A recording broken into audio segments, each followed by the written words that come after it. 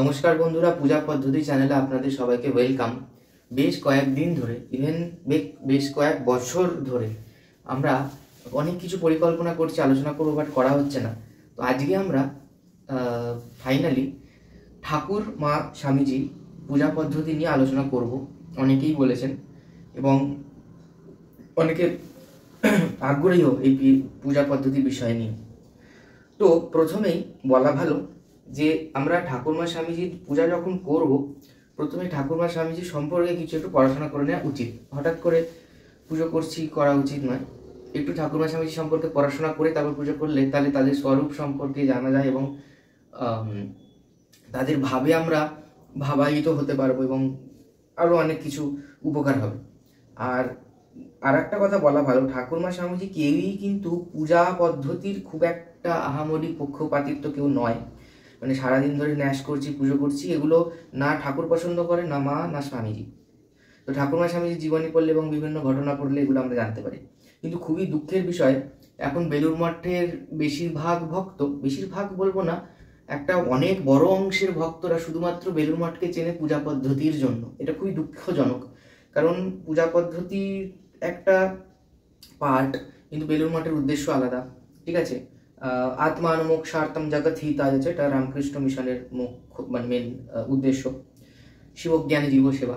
তো সেক্ষেত্রে এগুলো তো আছেই, কিন্তু এখন এমন একটা অবস্থা এসে দাঁড়িয়েছে যেখানে একটা বড় অংশের মানুষ রামকৃষ্ণ মিশনকে শুধুমাত্রই রিলেট করে ওই ঘটিতে ষোড়শোপচার সাজানো, নিট অ্যান্ড ক্লিন, মা সুন্দর মালা, ঝাড় প্রদীপ দিয়ে আরতি, এইগুলো যেন একটা কিরকম একটা হয়ে গেছে। এগুলো ভাল লাগে অবশ্যই দেখতে, আমারও ভাল লাগে, এগুলো কখনোই খারাপ লাগে না দেখতে। কিন্তু পূজা মানেই শুধু এগুলো নয়, বা রামকৃষ্ণ মিশন বা বেলুড় মঠ মানেই শুধুই যে ঝাড় প্রদীপ, এইরকম ব্যাপারটা নয়। কিন্তু এখন মানে এটা আমি এই কথাগুলো আমি বলছি, আমি মানে রিলেট করতে পারছি প্র্যাকটিক্যালের সাথে, না হলে এই কথাগুলো বলতাম না।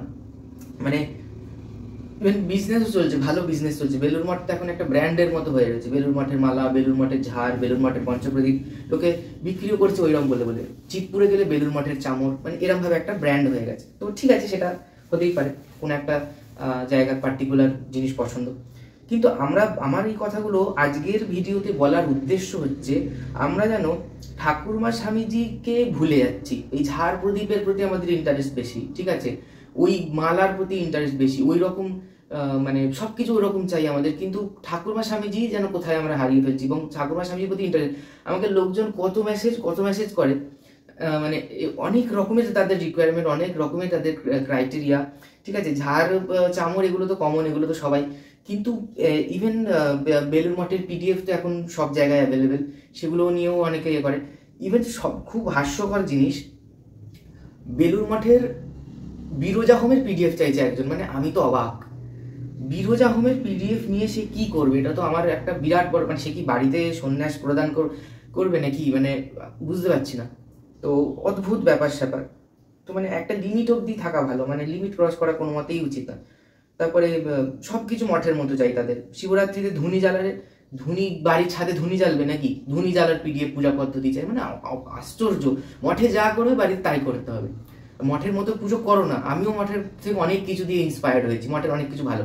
তাই মঠে যা করবে আমাকে তাই করতে হবে একদম 100%, এটা তো ঠিক না, ওটা তো একদমই উচিত নয়। মঠ বাড়ি, এই কথাটা আমাদের প্রথমে মাথায় রাখতে হবে। আর দ্বিতীয় কথা হচ্ছে, আমাদের মূল উদ্দেশ্য হচ্ছে ঠাকুরমা স্বামীজি, তার অনেক পরে তার বেলুড় মঠের পূজা পদ্ধতি।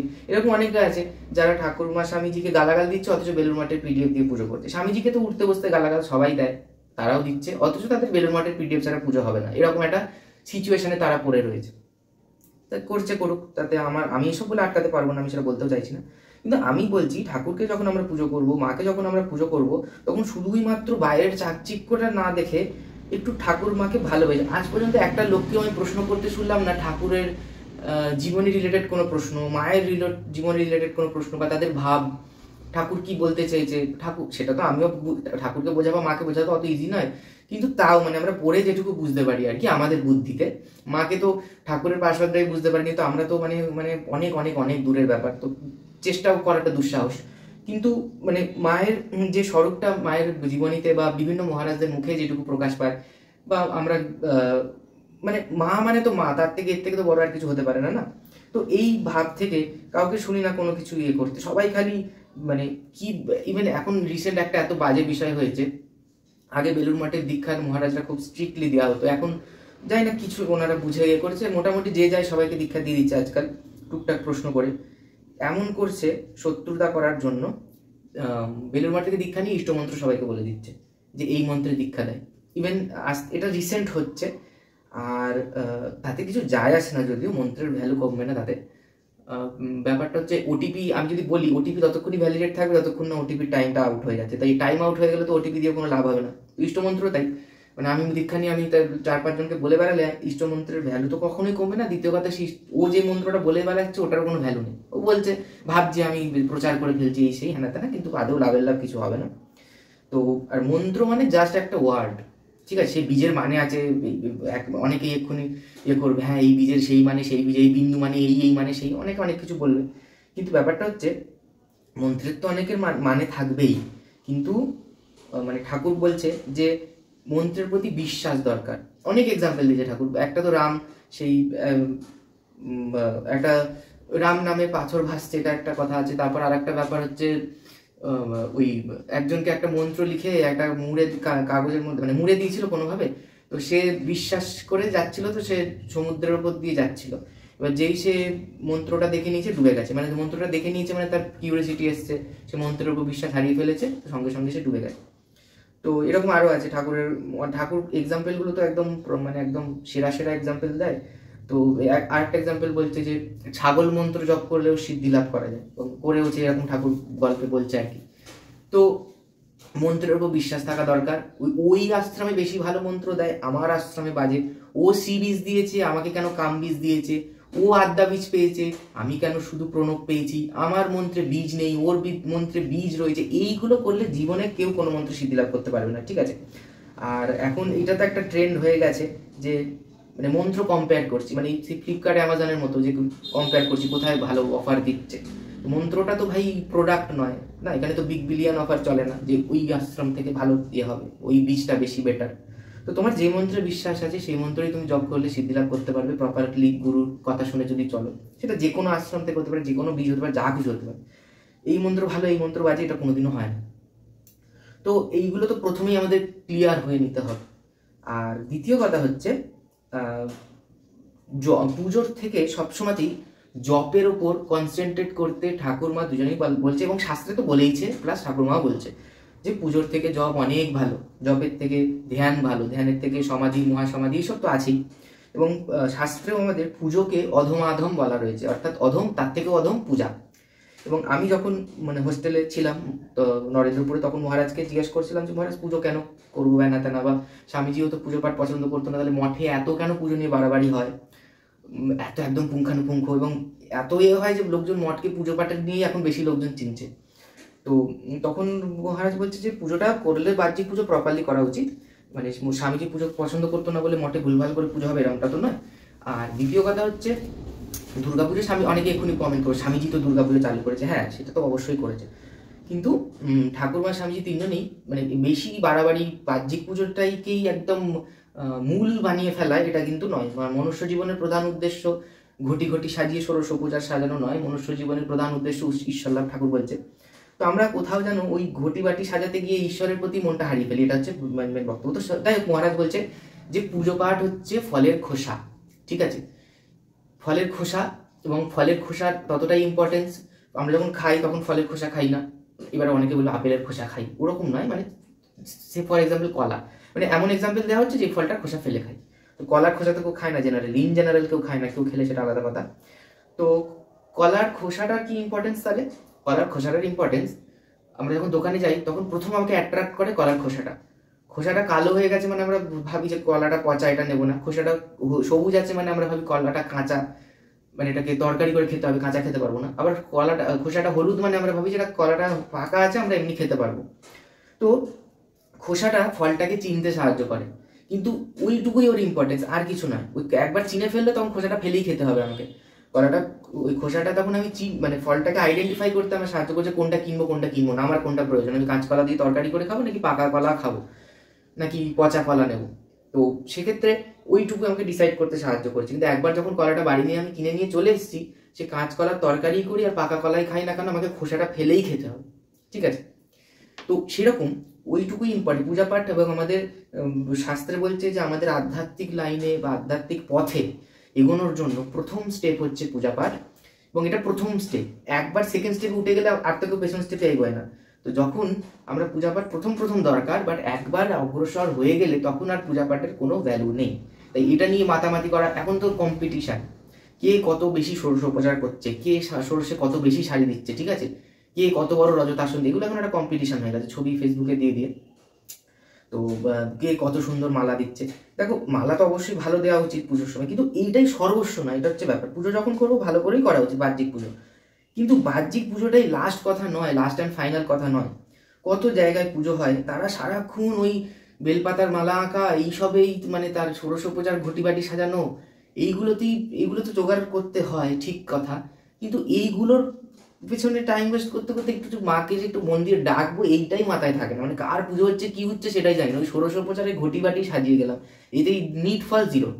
তো এইরকম করলে হবে না। এবং এখানে এত বক করলাম আমি, এখানে ভূতেশানন্দ মহারাজ, কোন বইগুলো থেকে আমরা আলোচনা করবো একটুখানি আসছি। আমরাও আলটিমেটলি সেই অঙ্গম আমাকেও ভিডিওতে এইগুলোই ন্যাশ ফ্যাশি আলোচনা করতে হবে at the end of the day. সে বলে না ঢেকি স্বর্গে গেলেও ধান ভাঙে, তো আমিও যাই বলি না কেন আমাকে সেই লাস্ট অব্দি অঙ্গম নিয়ে আলোচনা করতে হবে, করবো, কিছু করার নেই। কিন্তু ব্যাপারটা হচ্ছে এগুলো বুঝে শুনে করতে হবে, যে পূজাটা একটা লিমিট অবধি করা ভালো, বাড়াবাড়ি করা ভালো না। সব সময় পুজো নিয়ে মেতে আছি, একটু জব ধ্যান করলাম না, অনেকে আছে বিশাল পুজো করে কিন্তু একটু জবও করে না, এরকমও আছে। তো সেগুলো ঠিক নয়, ঠিক আছে? তো ভূতেশানন্দজি মহারাজ বলছেন যে রামকৃষ্ণ মিশন আশ্রম, ঠিক আছে, শ্রী রামকৃষ্ণের সাক্ষাৎ পার্ষদেরা পুজো সম্বন্ধে বলতেন যে ভাবই পূজার মুখ্য উপকরণ। আমার একটা ভাই, সে খুব পুজো করে, মানে অনেকেই আছে পুজো টুজো করতে ভালোবাসে, ভালো জিনিস এটা, অবশ্যই খারাপ কিছুই না। কিন্তু ওই মঠের মতো করতে এখন তো একটা রোগ হয়ে দাঁড়িয়েছে, সব কিছু মঠের মতো চাই, মঠের মতো শাড়ি, মঠের মতো এই সেই হ্যানা। তো ব্যাপারটা হচ্ছে, তার মা একদিন আমাকে বলছে যে সে তার, মানে আমি কাকিমা বলছি, কাকিমা ওই ভাইটাকে বলছে, আমাকে বলছে যে আমি ওকে বোঝাই যে মঠ থেকে তো সব কপি করতে পারছিস, মঠের মতো ষোড়শোপচার সাজাচ্ছিস, মঠের মতো বেলপাতার মালা হ্যানা ত্যানা সব কিছু মঠের মতো করছিস, এবং এত বাড়াবাড়ি, এত এই সেই হ্যানা ত্যানা, কোথাও আবার মঠকেও ছাপিয়ে যাচ্ছে, এরকম একটা ব্যাপার। কিন্তু মঠের ভাবটাকে কি কপি করতে পারবি? অত ইজিলি তো সম্ভবই নয়। এটা খুব দামি একটা কথা কাকিমা বলছে ওই ভাইটাকে। আর মহারাজও বলছে, যে গুরু ভাইরা বলছে বা পার্ষদেরা বলছে যে ভাবই হচ্ছে পূজার মুখ্য উপকরণ, ঠিক আছে? এক এক জায়গায় দেখি ফেসবুকে কি সুন্দর সুন্দর ছবি ওঠে, ওগুলি বাপরে বাপ, মানে প্রি ওয়েডিংও ফেল করে যাবে। মানে এক একটা ষোড়শোপচারের অর্চনা পাত্রে রেখে 5টা অ্যাঙ্গেল থেকে 5জন ছবি তুলছে ডিএসএলআর, ঠিক আছে, তুলে তারপরে হয়তো নিবেদন করছে। অথচ ওই পুজোর ওইখানটায়, মানে পুজোর যেখানটা হচ্ছে ওখানে যদি কেউ ফিজিক্যালি প্রেজেন্ট থাকে, তাহলে প্রত্যেকে মাছের বাজার ভালো। মানে যা হচ্ছে, একটা পুজোর ভাব নেই, চেঁচামেচি করে যে পুজো করছে সেই গালাগাল দিচ্ছে, মালা ঠিক করে গাঁথা হয়নি বলে, মানে একটা বিচ্ছিরি ব্যাপার আর কি। ছবিগুলোতে খুব সুন্দর লাগে দেখতে, কিন্তু পুজোর ভাব জিরো। তো এইটা তো ঠিক নয়। তার থেকে ভাই আমি দুটো ষোড়শোপচার কম সাজাবো, আমি ভাব দিয়ে পুজো করবো। এবার ভাব বললেই ভাব চলে আসবে এরকম ভাব তো আর দোকানে কিনতে পাওয়া যায় না। ভাবটার জন্য আধার দরকার হয়, বা সেইভাবে মাকে ডাকতে হবে, বা যার পুজো করছি তাকে ইয়ে করতে হবে। তো বেনারসি তো দোকান থেকে কিনে নিয়ে চলে এলাম, বা বেলপাতার মালাও এখন অনেকেই বিক্রি করছে, কিনে নিয়ে চলে এলাম, কিন্তু ভাবটা তো ভাই দোকানে কিনতে পাওয়া যায় না, এটাই হচ্ছে অভাব। তাই কিনতে পাওয়া গেলে এও বেউলুর মঠকে লোকে কপি করে নিত, কিন্তু সেটা যেহেতু দোকানে কিনতে পাওয়া যায় না, তাই। তো বলছে মহারাজ, পার্ষদেরা বলতেন যে ভাবই পূজার মুখ্য উপকরণ। তন্ত্র মন্ত্র সহ পূজা করা সকলের পক্ষে সহজ নয়, কিন্তু ভাব সহকারে পূজা ভক্ত মাত্রেরই সুসম্পাদ্য। আবার যতই মন্ত্রবিধি সহকারে পূজা হোক না কেন, পূজার প্রাণবন্ত এই ভাব যদি না থাকে তো পূজার মূল্য অতি স্বল্প। এটাই হচ্ছে খুব আজকাল 2025-এ এইটা আলোচনা করাটা খুব দরকার। দেখো, ষোড়শোপচার সাজাতে আমাকে অনেকেই বলছে ভিডিও কি করে দেখাতে, ওটা না দেখালেও সবাই পারে সাজাতে, কিন্তু এই ভাবটা কিন্তু খুব দরকার, ঠিক আছে? আমিও ষোড়শোপচার কিভাবে সাজাতে হয় ভিডিও দেবো, আপলোড করব, কিন্তু এই সেটাও তো ঠিক আছে, বাহ্যিক সবকিছু। কিন্তু আমরা কোথাও যেন রোবট হয়ে যাচ্ছি, কদিন বাদে মানে এআই দিয়ে আমরা ষোড়শোপচার সাজাবো, ঠিক আছে, কিন্তু এমন কিছু করতে হবে যেটা এআই দ্বারা পসিবল না, দ্যাট ইজ ভাব, আন্তরিকতা তো এআই দিয়ে পসিবল না। তো এইটা আমাদের দরকার, মানে তার একটা রোবটও তো পুজো করে দিতে পারে না, কিছুই না, মন্ত্রগুলো কে রেকর্ড করে চালিয়ে দেবো, পুজো হয়ে যাবে। ফুল ছোড়া, ন্যাশ ট্যাশ, আঙুল, রোবটের আঙুল দিয়ে ধেনু মুদ্রা প্রোগ্রাম করে দিলে কোনো ব্যাপারই না, 2 মিনিটে ধেনু মুদ্রা করে, 1 সেকেন্ডে ধেনু মুদ্রা করে দেবে। তো প্রোগ্রাম করে দিলে এআইও লাগবে না, নর্মাল রোবোটিক্স দিয়েই হয়ে যাবে, ঠিক আছে। তো ওইভাবে পুজো করে কোনো লাভ নেই যে আমি একটা পুজো করছি আর রোবট একটা পুজো করছি, দুটোর মধ্যে কোনো ডিফারেন্স নেই। প্রথম কথা তো বলছে মন্ত্রের মানে বুঝে পূজা করতে, ঠিক আছে, দ্যাট ইজ কিন্তু খুব কঠিন। মানে আমরা সবাই মন্ত্রের মানে জানি, কিন্তু ওই পুজোর সময় মন্ত্রের মানেগুলোকে স্মরণ করে করে মন্ত্র বলা, এটা ম্যাটার অফ জোক নয়। বলে দিলাম আমিও 1 মিনিটের ভিডিওতে, সবাই বুঝে গেল, এতটাও ইজি নয়, মানে প্র্যাকটিসের দরকার। তো মন্ত্রের মিনিং তো দরকার, সেটাও বাহ্যিক বিষয়, বাট ভাবটা দরকার। আমি মায়ের পুজো করছি, এই ভাবটা দরকার, ঠিক আছে। তো কোথাও যেন আমরা মেকি হয়ে যাচ্ছি দিন দিন, বিশেষ করে পূজার ব্যাপারে ওই ছবি তোলাতেই সীমাবদ্ধ। আচ্ছা, তবে যারা ভাবের সঙ্গে মন্ত্র সহ বিধিবৎ পূজা করতে চান তাদের জন্য পূজা বিধি নিশ্চয়ই উপযোগী। আচ্ছা, সুতরাং ঠিক আছে, এইটুকুই বলছে ভূতেশানন্দজি মহারাজ, এটা বলছেন আর কি। তো এইটা এবার আরো, এবং মাও বলছে যে পূজার জন্য, স্বয়ং মা বলছে এর থেকে আর বড় কি দরকার, বলছে মন্ত্র ফন্ত্র কিচ্ছু দরকার নেই। ঠাকুরকে যখন আমরা পুজো করব, ঠাকুর খাও ঠাকুর নাও, এইভাবে পুজো করতে, ঠিক আছে।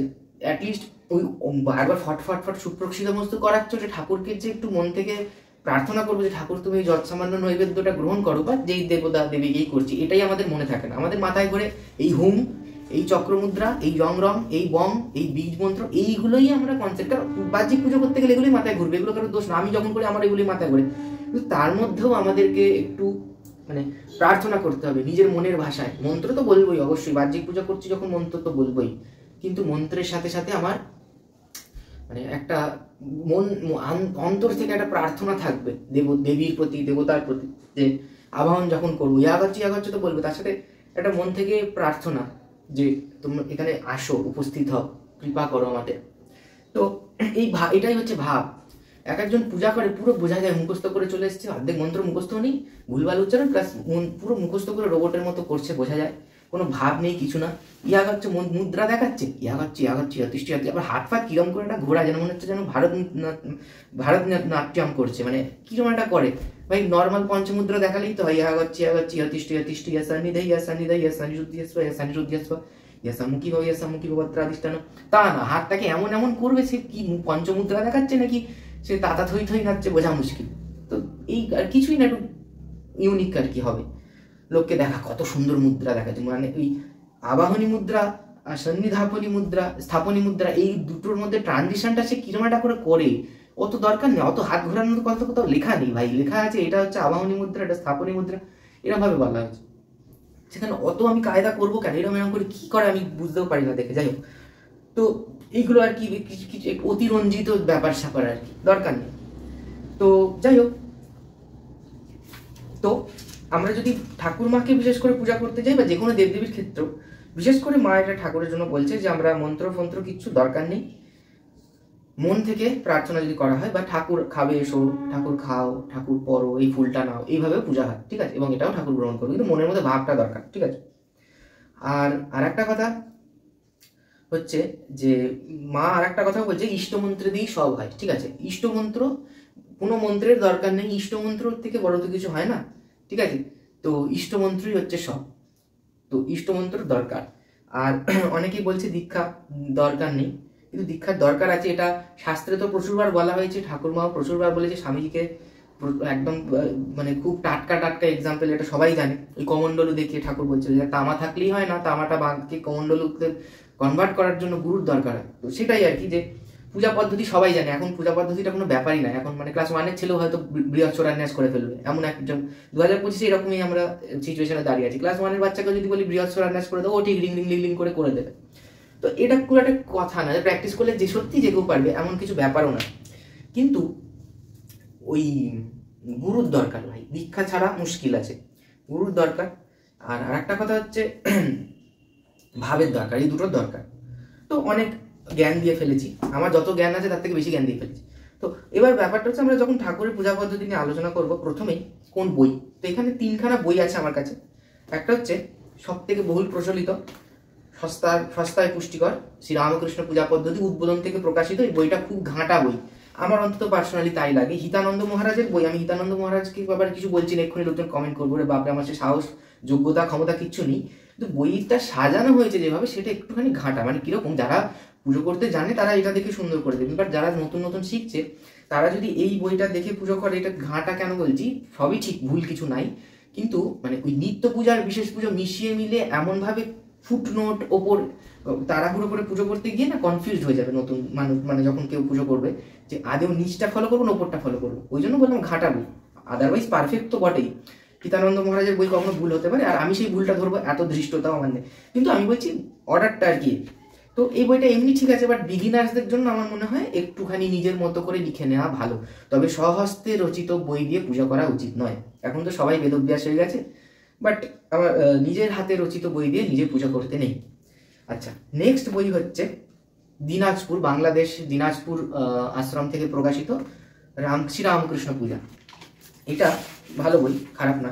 এখানে নিত্য পূজাটা ভালো করেই রয়েছে, নিত্য পূজার সাথে সাথে এখানে ওই আমাদের শিবরাত্রি, রাম নামের যে পুজোটা হয় একাদশীতে, তারপরে বুদ্ধদেবের যে পূজা, ছোট ছোট জন্মাষ্টমী যে কৃষ্ণ পুজো, সবই এখানে কিন্তু রয়েছে, ঠিক আছে, ছোট ছোট করে।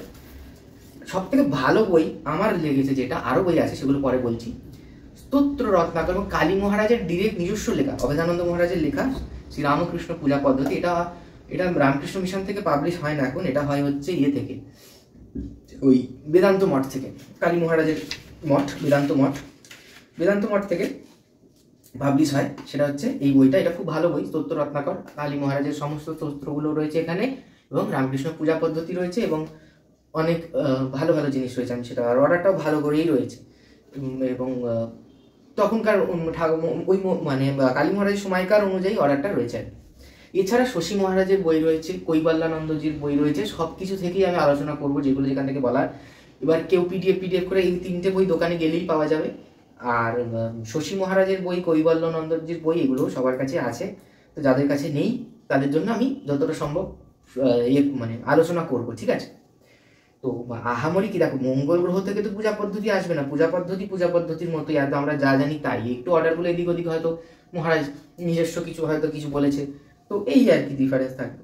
তো এবার আর একটা কথা, আমরা বাহ্যিক পুজোতে এবার ঢুকি, অনেক তো হলো ভাব ভাব ভাব, কিন্তু ভাব তো আর বললেই এই ভিডিওটা দেখে নিলে আমার ভাব চলে এলো এরকম তো ব্যাপারটা নয়। তো ভাবটা জন্য ভাবের জন্য ভাবতে হবে যে কিভাবে আমরা ভাববো, ভাবটা আসতে হবে। তো মানে বাহ্যিক পুজোতে যদি আসি, তাহলে এবার এখানে আমাদের যে বলছিলাম না যে প্রথমে একটু ঠাকুরমা স্বামীজির জীবনী পড়া দরকার, জানি কেউ পড়বে না, তাও আর কি বলছি, ঠাকুরমা স্বামীজির জীবনী পড়া অবশ্যই দরকার, যেহেতু যার পুজো করছি তাকে নিয়ে তো জানা দরকার না। আমরা যখন দুর্গা পুজো করছি তখন তো দুর্গার সম্পর্কে জানা দরকার, পড়াশোনা করা দরকার, না হলে তো ওই দুর্গাই 10 হাতওয়ালা একটা মূর্তি এনে পুজো, এরকম একটা ব্যাপার হয়ে যাবে, দুর্গাকে সেটাই আমি জানলাম না। তো দুর্গাকে ওটা বোঝা অতটাও ইজি নয়, বাট তার কিছু পড়াশোনা করা উচিত না, একদম ব্ল্যাঙ্ক হয়ে করার থেকে। তো সেরকমই আমরা যখন ঠাকুরের পুজো করব তখন ঠাকুরকে নিয়েও একটু পড়াশোনা করা দরকার, মাকে নিয়েও, মায়ের জীবনী এবং মা কীভাবে জিনিসগুলোকে করতো, স্বামীজি সবারই, স্বামীজি আমার একদম পছন্দ করতো না পুজো, এবং স্বামীজি বলেছে আমার পুজো যে করবে তার আমি ঘাড়ে চাপবো। তো স্বামীজির পুজো নিয়ে বাড়াবাড়ি করা উচিত না, সত্যি ঘুমতে করে দেবো স্বামীজি ঘাড়ে বসে আছে। তো ব্যাপারটা হচ্ছে যে ঠাকুরের কেন বলছি, এই মহারাজ বলছে কালী মহারাজের এখানে আছে, এবং আমরা এমনি আরেকটা কোথায় পড়ছিলাম, কোনো একটা পদ্ধতিতে পড়ছিলাম, বা কোনো মহারাজ হয়তো বলছিল যে ঠাকুর তো আমরা জানি যে ধাতু ছুতে পারতো না, ঠাকুর ধাতু স্পর্শ করলেই ঠাকুরের অস্বস্তি হতো, ঠাকুর ধাতু স্পর্শ করতে পারতো না, তার জন্য ঠাকুরকে কাঠ পাথর এইগুলোর তৈরি বাসনে নৈবেদ্য দেওয়া হয়, পাথরের থালাবাটিতে বা কাঠের থালাবাটিতে বা মাটির থালাবাটিতে বা অ্যাটলিস্ট কলা পাতায়, এগুলোতে ঠাকুরকে দেওয়া মানে মঠে তো পাথরে দেওয়া, এখন মেটালও ইউজ হয়, বাট কালী মহারাজ বলছে, এবং এটা তো আমরা জানিও যে ঠাকুর কিন্তু ধাতুতে ঠাকুরের ছুলে সমস্যা হতো, তো ওই জন্য ঠাকুরকে আমরা ধাতুর জিনিস দেবো না ডিরেক্টলি। এবার কোষাকুষি কি পাথরের হবে না, কোষাকুষিটা বাবা দরকার নেই, কিন্তু মানে রজতাসন এখানে কালী মহারাজ বলছে রজতাসন না দিয়ে পুষ্পাসন দিতে, একটা থালার মধ্যে চৌকো করে পুষ্প সাজিয়ে সেটা দিতে, ঠিক আছে, বেলপাতা ফুল দিয়ে পুষ্পাসন দিতে, এবং রজতাসনটা না ইউজ করতে, কিন্তু মঠে কিন্তু দিব্যি রজতাসন ইউজ। এবার এগুলো এক একজন মহারাজ এক এক রকম ভাবে করে, কিন্তু এখানে কালী মহারাজ যেটা বলছে যে ঠাকুরের মতো করে রজত আভরণ বা কাঞ্চন আভরণ না দিয়ে পুষ্প আভরণ দিতে, পুষ্পের আভরণ পাওয়া যায়, মালা ঠালা, পুষ্পমাল্য আলাদা করে দিই যদিও, তাও পুষ্পের মাল্য, এই পুষ্পের দিয়ে তৈরি আংটি হোক বা কিছু হোক, একটা আভরণ দেওয়া যেতে পারে। তো এইগুলো কিন্তু মানে এই জন্য আমি বলছিলাম যে ঠাকুরের সম্পর্কে একটু পড়াশোনা করি, এইগুলো কমন জিনিস সবাই জানে তাও আর কি। তো এইভাবে আর কি কালী মহারাজও লিখেছে। আর মায়ের পুজোর ক্ষেত্রে সবসময় বলা হচ্ছে যে মায়ের তো বেশিরভাগ ক্ষেত্রে ছবিতেই পুজো হয়, আর মায়ের, আমার পার্সোনালি মায়ের ছবিটাই ভালো লাগে মায়ের মূর্তিতে। তো এখন আবার বাড়িতে একটা নতুন স্টাইল হয়েছে, যে কোথায় যেন একটা পল্লী মঙ্গল না কোথা থেকে একটা বেশ মূর্তি বিক্রি, সবাই বাড়িতে বাড়িতে বিগ্রহ প্রতিষ্ঠা করছে, বিগ্রহ প্রতিষ্ঠার পিডিএফ সবার কাছেই তো আছে এখন, সবাই এখন বাড়িতে বাড়িতে বিগ্রহ প্রতিষ্ঠা করছে। ওই গৌরদাস মহারাজের পিডিএফ দেখে সবাই এখন নিজের বাড়িটাই বেলুড় মঠ হয়ে গেছে আর কি। তো এই ব্যাপার। তো কি বলবো আর, তো যত বাড়িতে ঝামেলা করবেন তত ঝামেলা বাড়বে, আর কিছুই নয়। তো আমরা যা তার থেকে একটা ঠাকুরের ছবি থেকে একটুখানি যেই টাইমটায় ওই ষোড়শ পূজা সাজাবো সেই টাইমে যদি একটু জপ ধ্যান করি তাতে কাজের কাজ হবে। তো যাই হোক, কি বলা যাবে আর, বিশেষ দিনে বিশেষ পূজা করলাম সে ঠিক আছে, ভক্তেরও তো ইচ্ছা করে একটু ঠাকুরকে পূজা করতে, কিন্তু সেটা বাড়াবাড়ি পর্যায়ে না পৌঁছে নেওয়াই ভালো, ঠিক আছে। তো আমরা আজকে আর পূজা পদ্ধতি নিয়ে আলোচনা করলাম না, পরের দিন আমরা প্রথমেই নিত্য পূজার কিছুই না, নিত্য পূজা নিয়ে আমি যে আলোচনাটা করেছি ওটাও ঠাকুরেরই পূজা পদ্ধতি নিয়েই করেছিলাম, ওটা বিএড কলেজের ফলে, বিএড কলেজের পিডিএফ দেখে আমরা করেছিলাম, ঠিক আছে, বিএড কলেজের বই। আর এছাড়া আমাদের কাছে গৌরদাস মহারাজের বইটা তো আছেই সবার কাছেই, রামকৃষ্ণ পূজা পদ্ধতি, ওটা মঠে যেটা ইউজ করা হয় মাঝে মধ্যে হয়তো, এবার কোনটা অ্যাকচুয়ালি মঠে ফলো করা ওটা বলা মুশকিল, তো সেটা দরকারও নেই জেনে, একদম মঠেই কোন বইটা ফলো হয় ওটাই দেখে আমি একদম জেরক্স করে, ঠাকুরের পূজা পদ্ধতি বা ঠাকুরের পূজা পদ্ধতি এটা কারো সন্তুষ্ট হবে না, লোকজনের এত খিদে বেড়ে গেছে না, মঠে একদম প্রদীপ মহারাজ যেটা নিয়ে পুরো ওই বইটাই আমার দরকার বলে প্রদীপ মহারাজের থেকে ওইটাই নিয়ে চলে আসবো, এরকম একটা মানুষের চিন্তা ভাবনা হয়ে গেছে, খুব বাজে এগুলো, একদম খুব বাজে, দরকার নেই। তো ঠাকুরকে পুজো করার ইচ্ছে হয়েছে পুজো করো না বাবা, ওই প্রদীপ মহারাজের বইটাই দরকার, প্রদীপ মহারাজের থেকে দরকার বলে টেবিল থেকে তুলে নিয়ে আসবো, এরকম একটা চিন্তা ভাবনা, খুব একদম নিম্ন মানসিকতা হয়ে যাচ্ছে মানুষের দিন দিন, এবং এগুলো ট্র্যাপ এক একটা, এগুলোতে পা দেওয়া উচিত নয়। তো যাই হোক, ঠাকুরকে পূজা করব, ভালো করে শুদ্ধ মনে পূজা করা উচিত, যে কোনো একটা পূজা পদ্ধতি ফলো করলেই হলো, এরকম নয় যে প্রদীপ মহারাজের পূজাটাই ঠাকুর একদম ওই পদ্ধতিটাই ফলো করলেই ঠাকুর বলেছে ওটাই কারেক্ট বাকি সব ভুল, এরকম ব্যাপার না। এগুলো যারা বানিয়েছে তারা মহারাজরাই বানিয়েছে, সন্ন্যাসীরাই বানিয়েছে, এদেরগুলো ভ্যালিড, এগুলো ইনভ্যালিড তা না। তো আমরা প্রথমে একটা যে কোনো নিত্য পুজোর ক্রমটা জাস্ট আলোচনা করব, এবং এই বইটাতে, এই দিনাজপুরের বইটাতে নিত্য পুজোর ক্রমটা ভালো রয়েছে। আর বিশেষ পূজার ক্ষেত্রে কালী মহারাজের বইটা অবশ্যই খুব ভালো, এখানে জন্মগ্রন্থি বন্ধন, অনেকেই কামারপুকুরের থেকে স্ক্রিনশট, বেলুড় মঠের থেকে, আরে ঠাকুরের হাতে পুঁটলি বাঁধা হয়েছে, আরে বাবা ঠাকুরও মানে ভাবে কেন আমার হাতে পুঁটলিটা বাঁধা হয়েছে, ভাই লোকজনের মানে ঠাকুর কি বলবো, কিছু ভাষা নেই আমার, ঠাকুরও জানে না ঠাকুর হাতে পুঁটলি বাঁধা হয়েছে, ফেসবুকে একদম সবাইকে পারে ঠাকুরের হাতে পুঁটলি বাঁধা হয়েছে। তো যাই হোক, সেই পুঁটলির সম্পর্কে এখানে লেখা আছে বইটাতে, এবং জন্মতিথিকৃত্য সেখানে যে ষষ্ঠী পুজো, মার্কেন্ড ঠাকুরের তিথি পুজোর ক্ষেত্রে বলা হচ্ছে আর কি, মার্কেন্ড পুজো, মৎস্য উন্মোচন, মঠে আমাদের একটা মাছ, জ্যান্ত মাছ ছাড়া হয়, এবং এটা জন্মতিথিকৃত্য মধ্যেই পড়ে, যে মৎস্য উন্মোচন এইগুলো সম্পর্কে আছে, এবং তিল গুড় দুধ নিবেদন করা হয়, কিন্তু ঠাকুরকে বলছে এগুলো করতে জন্মতিথিতে। তো এই যে জন্মতিথির জন্য যেগুলো, সেগুলো কালী মহারাজ সুন্দর করে এই বইটাতে লিখেছেন। তো মহারাজের থেকেই আমরা আলোচনা করবো, কালী মহারাজের বইটা থেকেই। আর নিত্য পুজোর ক্ষেত্রে তো আমরা যেটা নিত্য পুজো ফলো বলেছি নিত্য পুজোর প্লেলিস্টে ওটাই, আর এখানে একটুখানি ঠাকুরের মন্ত্র, ঠাকুরের ধ্যান দিয়ে বলবো।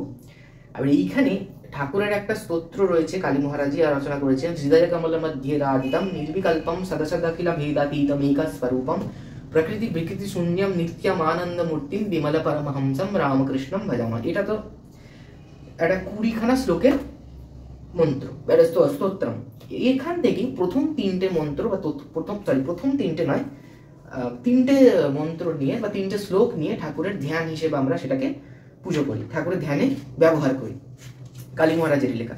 কিন্তু এই মন্ত্রটা যদি কেউ 20খানা পড়ে, অনেকেই পড়েছে, আর যারা পড়েনি তারা যদি পুরোটাই পড়ে তাহলে কিন্তু এক্ষুনি মারপিট আরম্ভ হয়ে যাবে। ওই বেলুড় মঠের যিশু পুজো নিয়ে যেরকম হয়, এই কদিন বাদেই তো হবে, বেশি দিন বাকি নেই, এক্ষুনি সবাই হঠাৎ করে ঝামেলা শুরু করবে, আবার 2 দিন বাদে আবার ঠিক হয়ে যাবে।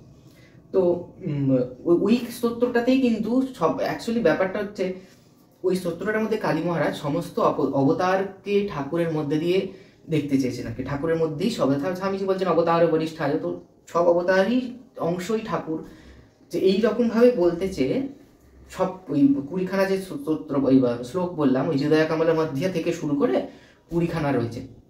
ওই কালী মহারাজ ওর মধ্যেই সব কিছু বলেছে আর কি। এবার ওইখান থেকেই নিয়ে নিয়ে পুজোগুলো করা হয়। এবার অনেকে অনেক রকম বাজে কুমন্তব্য করে, কিন্তু দেখো আমরা ঠাকুরেরই পুজো করি, ঠিক আছে? এবং যারা মঠে যখন যিশু পুজো হয় সেখানে ঠাকুরেরই পুজো হয়, যিশুর ছবি থাকে কিন্তু যিশুকে ঠাকুর রূপে পুজো করা হয়। যেরকম ষোড়শী পুজো করার সময় মাকে ষোড়শী রূপে পুজো করা হয়, পুজোটা ষোড়শী পুজোই হয় কিন্তু মাকে ষোড়শী রূপে পুজো করা হয়। সেরকমই ঠাকুরেরই পুজো হয় কিন্তু যিশুর ছবির সামনে হয়, এটাই যা ডিফারেন্স। তখন ঠাকুরকে যিশুরূপে দেখা হয় আর কি, আর কিছু না। যিশুর কি কোনোদিনও করন্যাস হয়, যিশুর ধ্যান হয়? কোনোদিনও হয় না। তো এটা কমন সেন্স, মূর্খের মতো কথাবার্তা। যিশু একটা অন্য অন্য ধর্মাবলম্বী এবং তার থেকে বড় কথা অন্য রিজিয়ানের মানুষ, তার তো কখনো ধ্যান বা করন্যাস হওয়া সম্ভব নয়। তাই এগুলো ঠাকুরেরই, ঠাকুরের ভক্তরা যিশুরূপে দেখে, তাই জন্য যিশুরূপে পুজো করা। এবার এখানে মোহাম্মদের কথাও রয়েছে, এগুলো নিয়ে লাফালাফি বা মারপিট করার ব্যাপার না। ঠাকুর মা বলছে আমার কাছে আমজাদও যেরকম শরতও সেরকম। অনেকেই অনেক উল্টোপাল্টা বলবে, বাট এবং মহারাজ একটা সুন্দর কথা বলছে যখন মসজিদে আজান হয় তখন আমি যদি সত্যি সত্যি এটা উপলব্ধি করতে পারি যে আমারই ঈশ্বরকে ডাকা হচ্ছে, তখনই আমি নিজেকে সব থেকে বেশি ঠাকুরের ভক্ত হিসেবে পরিচয় দিতে পারবো এবং নিজেকে মনে করবো রামকৃষ্ণের প্রপার রামকৃষ্ণের প্রপার ভক্ত হিসেবে নিজেকে তখনই আইডেন্টিফাই করতে পারবো যখন এইটা আমার মনে হবে। মসজিদের আজান শুনে যখন আমার মনে হবে যে এটা আমার ঈশ্বরেরই বন্দনা হচ্ছে বা আমার ঈশ্বরকেই ডাকছে, ওরা অন্য নামে ডাকছে, তখনই কিন্তু নিজেকে প্রপার রামকৃষ্ণের ভক্ত বলে পরিচয় দিতে পারবো। ঘটি সাজিয়ে ষোড়শোপচার সাজালে নিজেকে রামকৃষ্ণের ভক্ত বলে গণ্য করা যাবে না। সরি, এটা ভুল ধারণা। মঠের মতো সাজালেই মঠের মতো সাজানোটা কোনো ব্যাপার না ভাই। একটু লোকবল থাকলে, একটু পয়সা থাকলে যে কেউ মঠের মতো সাজাবে, এতে কোনো মাহাত্ম্য নেই বা কৃতিত্ব নেই। একটু সময় থাকলে, একটু লোকবল থাকলে, আর সামান্য কিছু পয়সা থাকলে এটা যে কেউ করতে পারবে। ওই মালা ওই কিছুই নয়, এগুলোকে একটু মেটেরিয়ালিস্টিক জিনিস ভাই। পয়সা যত গুড় ঢালবে তত মিষ্টি হবে, তো মাহাত্ম্য নেই। ঈশ্বর লাভের সাথে কোনো ইয়ে নেই। ঈশ্বরকে তুমি 10 টাকার গাঁদার মালা দিলেও তার কাছে কোনো ডিফারেন্সই নেই, কারণ ঈশ্বরের মধ্যে তো কোনো ভেদ বুদ্ধি নেই না। আমাদের চোখে লাগে যে একটা ওই 10 টাকার গাঁদা রজনীর যে মালা আর খুঁড়োর দোকানের মালার মধ্যে আমরা ভেদ করতে পারি, কারণ আমরা দুটোকে ডিফারেন্সিয়েট করছি। আমাদের ব্রহ্মজ্ঞান হয়নি তাই আমরা দুটোকে ডিফারেন্সিয়েট করছি। বাট ঈশ্বর তো আর সেরকম পার্সিয়ালিটি করে না। ঈশ্বরের কাছে ওই 10 টাকার গাঁদার মালাও যা, খুঁড়োর মালাও তাই। তো ওই আর কি, একটা তাঁতের শাড়িও যা, একটা বেনারসিও তাই। ডিএসএলআরে ভালো ছবি উঠবে সেটা আমরা বলতে পারি, বাট ঈশ্বর লাভের ক্ষেত্রে আলাদা করে কিছু হবে না এটা। তো ঠাকুরও মাও যেরকম বলছে সরোজ আর আমজাদের মধ্যে কোনো পার্থক্য নেই, আমার মায়ের কাছে দুজনেই সমান। তো আবার ঠাকুর তো অনেক এক্সাম্পল দিয়েছে এবং এগুলো নিয়ে আলোচনা করলে আর শেষ হবে না ভিডিও, এবং আমরা অন্য পথে চলে যাচ্ছি। কিন্তু এগুলো আলোচনা করার দরকার। আমরা শুধুই রামকৃষ্ণ পূজা পদ্ধতি নিয়ে বলছি, তো ঠাকুরের ধ্যানের মিনিংটা বলে দিলাম, ও রাং আঙ্গুষ্ঠাভ্যাম নামা কি জানো মং তর্জনিক ব্যায়াম, এইগুলো করলে কিন্তু হবে না। আমাদের কিন্তু এই জিনিসগুলো বুঝতে হবে। রাং আঙ্গুষ্ঠাভ্যাম নামা রাং তর্জনিক ব্যায়াম সমা মং মধ্যমা, এটা যে কোনো বইতে আছে। এটা নিয়ে আমার ভিডিও দেখার কোনো প্রয়োজন নেই বা আলাদা করে নিউ কিছু থাকবে না তার মধ্যে, না, যে কোনো বইতে আছে। কিন্তু ভাবটা কোথাও যেন হারিয়ে যাচ্ছে। আজকে আমার পুরোটাই মেটেরিয়ালিস্টিক হয়ে যাচ্ছে। আজকে রিলেশনশিপগুলোর মধ্যে পুরো মেটেরিয়ালিস্টিক জিনিসপত্র। তো পুজোটা একটা ভাবের জিনিস, সেখানে যদি পুরো জিনিসটা মেটেরিয়ালিস্টিক হয়ে যায়, পুরো ডিএসএলআর ওরিয়েন্টেড পুজো হয়ে যায়, তাহলে খুব বাজে একটা বিষয় হয়ে যাবে। তাহলে পুজো করে লাভ নেই, বস পুজো না করা ভালো। তার থেকে নাস্তিকরা বেটার। তো এটা আমাদের বুঝতে হবে। আর বিশেষ করে যেমন ঠাকুরের মতো একটা লোকের পুজো করছি, ওটা বাপরে বাপ, ঠাকুরের পুজো করছি এইগুলোকে আগে ভাবতে হবে। পুজো দরকার নেই করার, পুজো করতে হবে না। ঠাকুরের পুজো করলে ঠাকুরের কোনো লাভ কিছু তো হবে না। আর ঠাকুর আমাকে ভালোবাসবে এরকম ব্যাপারটা না। তো ঠাকুর তো সবসময় দরকার। ঠাকুর বলছে ত্যাগ করতে, শুদ্ধা ভক্তি, যেগুলো আমাদের থেকে অনেক হাই লেভেল জিনিস, ওগুলো পড়তে আমরা পারি শুদ্ধা ভক্তি। বাট ওই শুদ্ধা ভক্তি নিজের লাইফে ইমপ্লিমেন্ট করা ওরকম খুঁড়োর দোকান থেকে মালা কিনে আনার মতো নয়। তো ওগুলো বিশাল হাই লেভেলের জিনিস, ওগুলো আমি আলোচনাও করবো না, কারণ আমার মুখে ওইসব কথা মানায় না। ওগুলো ঠাকুর বলেছে, ঠিক আছে ভাই, আমি ওসব করবো না। কিন্তু আমাদের শুদ্ধা ভক্তি তো হবে না ডিরেক্টলি ওরমভাবে, অত সহজ নয়। কিন্তু ওই দিকে অ্যাটলিস্ট টার্গেটটা ওটা হওয়া উচিত, বা ওই দিকে টার্গেটটা হওয়া উচিত, ঠিক আছে? তাহলে অ্যাটলিস্ট আমরা কিছু করতে পারবো, আদারওয়াইজ হবে না। আর অনেক অনেক অনেক আলোচনা করা যায় কোর্টস আনকোর্টস নিয়ে, কিন্তু সেগুলো আর আলোচনা করলে অনেক বড় হয়ে যাবে আর লোকজন ইন্টারেস্ট হারিয়ে ফেলবে। কারণ এখন তো ওই সরসর ঘটি সাজানো পাবলিক বেশি, এই কথাগুলো কেউ শুনবেও না। যাই হোক, সে না শুনলে কিছু করার নেই, কিন্তু এগুলো শোনা উচিত এবং এগুলো ফলো করা উচিত। তো যাই হোক, পরের ভিডিও থেকে আমরা ওই বাহ্যিক পূজাতে অং নমাংনমই করবো। নিত্য পুজোটা নিয়ে একটা ক্রমটা আলোচনা করব, তারপরে আমরা বিশেষ পূজা পদ্ধতিতে ঢুকবো কালী মহারাজের বইটা দিয়ে, এবং তারপরে ওই আমাদের কি যেন নাম ওটার, ওই রামকৃষ্ণ নয়, শশী মহারাজের বই এবং কৈবল্যানন্দজির বইতে যদি এক্সট্রা কিছু থাকে বা ওনারা যদি অন্য কিছু ভাবে বলতে চান, সেটা আমরা ওই শুধু ওই টুকুটুকু পার্টগুলোকে নিয়ে আলোচনা করবো, ঠিক আছে? তো নমস্কার। আজকের ভিডিওটা ভালো লাগলে অবশ্যই লাইক করবেন, বাজে লাগলে অবশ্যই ডিসলাইক করবেন, আর আমাদের চ্যানেলটিকে অবশ্যই সাবস্ক্রাইব করবেন। নমস্কার।